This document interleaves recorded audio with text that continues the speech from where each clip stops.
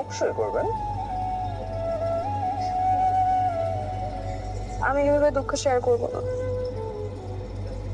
কারণ আমি আপনাকে দুঃখ দিতে চাই না।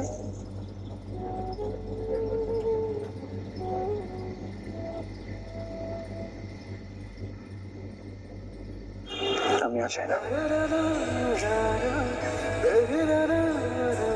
এখন বিয়ে কিভাবে হবে?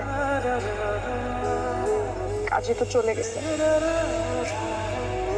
কাজী অফিসে কাজী সাহেব সহ আমার বন্ধুরা অপেক্ষা করছে আমাদের জন্য।